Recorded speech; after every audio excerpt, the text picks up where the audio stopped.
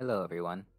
This video is a follow-up in a series of videos I'm making about how MDMA combined with PTSD therapy improves trauma recovery.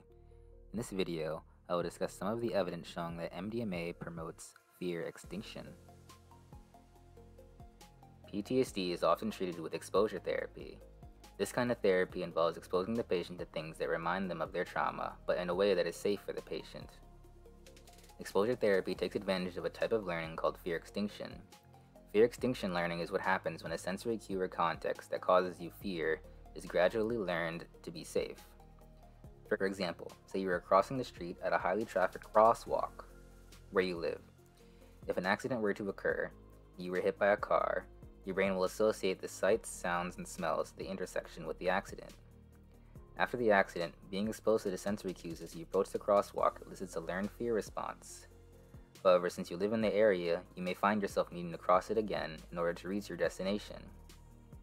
At first, crossing the street is a scary experience, but reaching the other side unharmed brings you relief.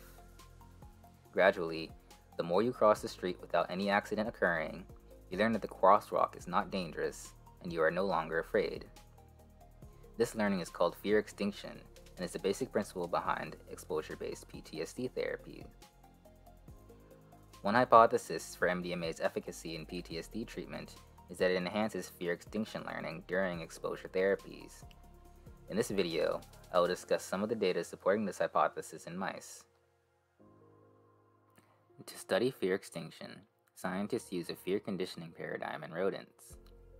In this paradigm, a mouse is placed in a box with speakers that deliver sound and metal floors that can deliver electric shock. During fear conditioning, a sound is played and a shock is given to the mouse. This results in the mouse associating the sound with the threat of shock, and the sound by itself is able to elicit threat responses in the mouse. When mice are threatened, their natural response is to freeze. The amount of time spent freezing is used as a proxy for fear in the mouse. 2 days later, the mice undergo a fear extinction. To do this, mice are put in a new environment where they are safe from foot shocks. Then they are repeatedly re-exposed to the threatening sound. After a while, this results in learning that the sound is no longer dangerous. To test how MDMA affects this learning, scientists injected the mice with varying doses of MDMA 30 minutes prior to the fear extinction. The next day, fear extinction memory is tested by exposing them to the sound and measuring freezing. In this study, the lower doses of MDMA had no effect, but the higher doses effectively reduced freezing during extinction test. This result suggests that the higher doses of MDMA enhanced the fear extinction learning. Scientists were curious about the mechanism driving this response to MDMA. MDMA has very broad effects on the serotonin, norepinephrine, and dopamine systems.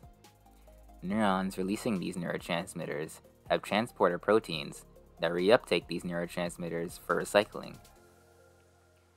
MDMA reverses these transporters, resulting in a constant release of all of these neurotransmitters in various areas of the brain. To test which neurotransmitter contributes to fear extinction, scientists repeated the fear extinction experiment.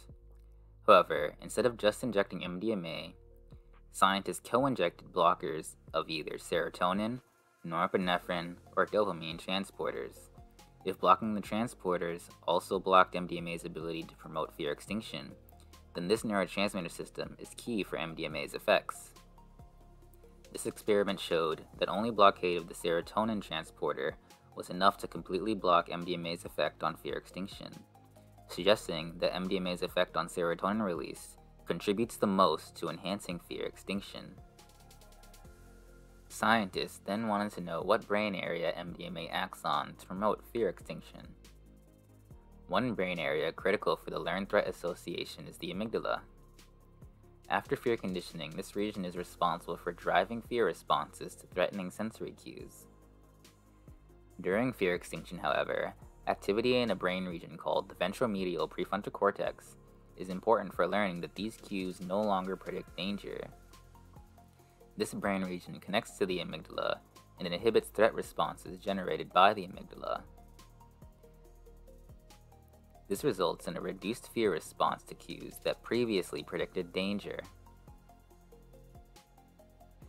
To determine if MDMA enhances fear extinction through an interaction with the amygdala or the ventromedial prefrontal cortex, scientists implanted cannula in mice that allowed them to infuse MDMA into just the amygdala or the mouse version of the ventromedial prefrontal cortex called the infralimbic cortex. MDMA infusion into the amygdala prior to fear extinction enhanced fear extinction memory. Similarly, MDMA infusion into the infralimbic cortex also enhanced fear extinction memory. This suggests that MDMA enhances fear extinction memory by acting in both the amygdala and the infralimbic cortex. In summary, fear extinction is exploited in exposure therapy to allow the patient to learn that previously threatening cues are no longer dangerous. Fear extinction can be modeled in mice using a fear conditioning paradigm and then repeatedly exposing them to a threatening cue without any danger. MDMA enhances fear extinction in this mouse model. MDMA's effects on serotonin in particular seem to be critical for this effect on fear extinction, and MDMA action specifically in either the amygdala or the infralimbic cortex is enough to enhance fear extinction. Thank you for watching.